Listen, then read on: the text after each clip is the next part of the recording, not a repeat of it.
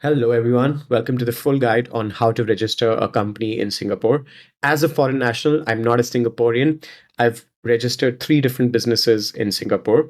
Given the stable economy, the customer trust, I was really surprised at how easy it was to register a business, to save taxes, to get into a business environment. And the first company that I incorporated in Singapore was actually 5 years ago and took me around 3 days completely online to get the business up and running.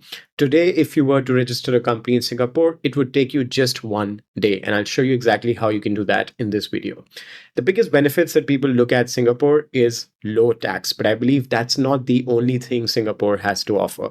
First of all, if you're billing from any other country, let's take an example. If you're from one of the Asian countries, you will have much more customer trust if you were to bill your clients from Singapore. So, for example, my home country is India. I used to bill invoices from India. I could charge more for the same amount of work while billing from Singapore while saving tax.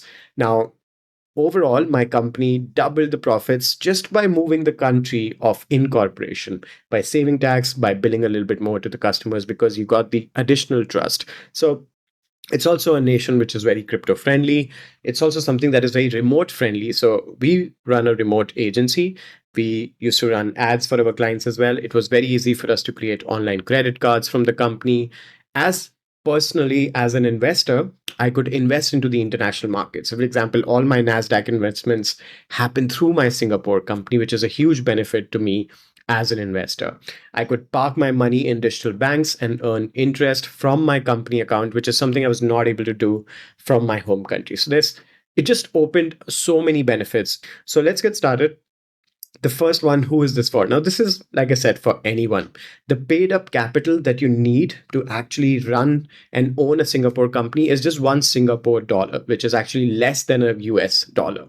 I've got friends from Malaysia, India, of course, Vietnamese, Chinese, even people from the US and UK, because they want to save on taxes, have incorporated their company in Singapore. So it's not just about strategic location. So if it's close to you, for instance, if you're Malaysian or Indonesian or so forth, but it's also about just having diversification, having a lower tax economy, which is also open for business. So definitely would recommend it to anyone.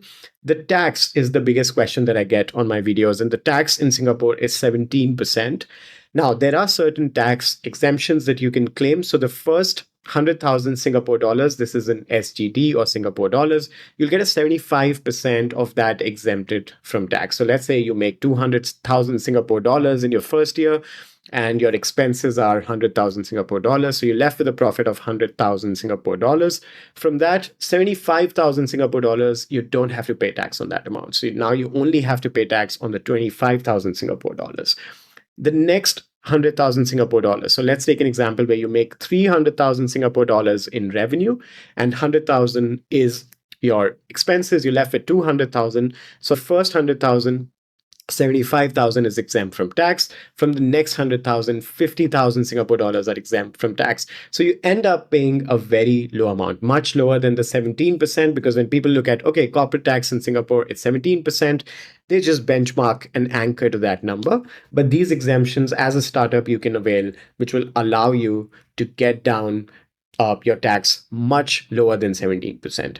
Now, there's an interesting question which came up on my previous video, which was about banking. So how do you do banking? Now, there's so many ways to do banking in Singapore. In fact, this is the main reason why I chose Singapore over the UAE or Dubai, for example, because the banking ecosystem, the digital ecosystem, the amount of tools and softwares that Singapore companies can support investing in the international markets, it's just unbeatable. And everything happens without any physical paperwork, without any physical visits. So when it comes to banking, I recommend both Aspire and Wise, and both of them have their own pros and cons. Aspire is great for creating multiple credit cards, managing. If you want to give credit cards to your different team members, for instance, or if you want to keep different credit cards for different purposes, different ad accounts, for instance, then you can use Aspire. Otherwise, if you just want a multi currency account, so you want to hold a basket of currencies you can have Wise, global payments, lowest fees. I think Wise definitely, on an overall perspective,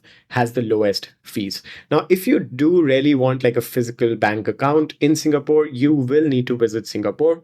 However, I've been running my agency in Singapore for almost 5 years and I've never visited Singapore. So it's not something that everyone needs. If you support mostly online payments, you really don't need a physical bank account, as per me. But there's other options like Air Wallets and so forth, which also support online banking. Now, one commonly asked question is Singapore versus Dubai. Since I mentioned Dubai, I did incorporate a business in the UAE, which I have now let go of. So I've actually discontinued and shut down. I paid a fees to shut down the company there. And the reason was I prefer the convenience of having all of these modern services and digital ecosystems that are available in Singapore that I did not find in Dubai. So, for example, with Singapore, I use a service called Awesome to incorporate my business, and I'll put a link to Awesome in this video. If you want to get the entire incorporation done in one place, Awesome is the place to go. And they're giving a 16% off for people who are on my YouTube who are watching this video. So definitely check out Awesome. Something like that is harder to find in Dubai. Like there are more traditional options in the UAE. The fees are higher to incorporate. And a lot of people say that you will pay no income tax. So that's, first of all, that's not true. So the UAE has a minimum 9% corporate tax in 2023. So it's not a 0%. But at the same time, if you look at the reputation, Singapore has a much more trustworthy reputation versus Dubai. So, for instance, Wise had actually blocked any transactions to the UAE in between. They had fined the UAE for money laundering. So, there's all of these things that keep happening. I'm sure that the government is doing things to improve that, but the trust in Singapore is way higher. When it comes to banking, like I said, it's best. You have all of these options available online, while Dubai has very few international options. Both of them are remote friendly to some extent. Like I said, if you do actually want to set up physical things in the UAE, you will have, it's a more traditional system. Like the accountants and the teams are more traditional in that sense. While with Singapore, you can just set up with a service like Awesome, which offers an all-in-one package. So they not only do the incorporation, they also help you get a visa. They also help you with banking. If you want to open an actual bank account, they will help you with that as well. They do your ongoing accounting services and all of that. This as a very and all of this at a very reasonable price compared to the UAE. The visa path in Singapore is the employment pass or the entree pass, which I'll discuss in a moment, while in Dubai, it's an investor visa. So those are the key differences between Singapore and Dubai. Since I mentioned also, I also want to mention that they get your company up and running in one working day. So that's all the time that it takes for your company to go up and running in Singapore. It's not the same for the UAE. The link is stay.awesome.com/RD16, using which you can get a 16% off on your services. This is how they are priced. So if you were to get a full business set up for 1 year, including your nominee director, which is something that you need, including your local address there, you don't have to separately work with a co-working space to rent an address and so forth. Everything is included in this $2,359. If you also want the employment pass or the visa, then it's $2,391. I would recommend if you run a remote business, an online business, you really don't need a visa. If you do want to move to Singapore, we'll discuss the visa aspect a little bit more in detail. But with the business, for 1 year, you'll be paying $2,359. This includes all of the incorporation. So, of course, from next year onwards, you'll just be paying a lower fee for just your accounting and compliance. And all of the pricing will be available on the link stay.awesome.com/RD16. So, this will include your nominee director, company secretary. These are all requirements. Of course, the initial capital is something you'll have to pay, which is just one Singapore dollar. The local address is included in the price. The accounting for the first year is included. The annual filing for the first year, and then visa depends on whether you take that option or not. And they can make introductions to the banks as well within this package. So that's all of the things that you would have to do, and all of that is packaged in one thing, which is what I said, that I love Singapore for that reason, that the ACRA, which is the body, which is the government body responsible for all of the business and corporations in Singapore, has appointed agencies like Awesome, for example, to help you with everything in one place at a reasonable price. So what you need to do is choose your company name, and you can search for company name availability checker, you'll probably be able to see the OSOM tool or the ACRA tool directly, and you can see if your company name is available. You need to appoint a local director who is a Singapore citizen. Like I said, OSOM helps with this as well. They provide this as a service. Then you can file with ACRA.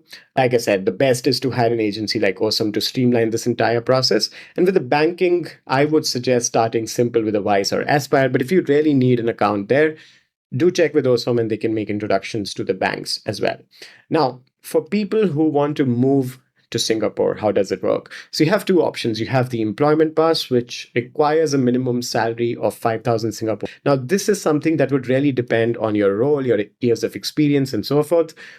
The second option, which is not for most people, to be honest, is the Entree Pass for high growth startups. If you've got good amount of VC funding and so forth, there's certain requirements as a high growth startup that you will need to meet in order to apply for the Entree Pass. But for most people, like for example, me, myself, I'm an agency owner. If I had to move to Singapore, I would go for the employment pass. So you can look at the Singapore government agency website, which is the Ministry of Manpower website, and you'll be able to see what are the exact requirements in your specific case to actually be eligible for an employment pass. And they also have a SAT, which is a self-assessment tool, which helps you see if you're eligible for this or not. If you are, then OSOM is another service. This is another service that OSOM offers, like we saw in the pricing, where you can also go through the package, which gives you the visa as well. So for me personally, I don't want to move to Singapore. So I want to just have my business there. It gives me access to an international ecosystem. It allows me to invest in the international markets as I, invest in the index funds across the world. So yeah, and I also love to hold a basket of currencies, bill my clients, invoice my clients from a Singapore company, which builds trust. And all of these are the reasons that I have incorporated my business in Singapore. So that's all for this video. Make sure to subscribe to Simple Wealth's project if you want more tips and tools about investing, about geographical diversification, and running a business. That's all. I'll see you in the next one. Make sure you check out OSOM. The link is in the video description. You'll get a 16% off on all the services. Thank you.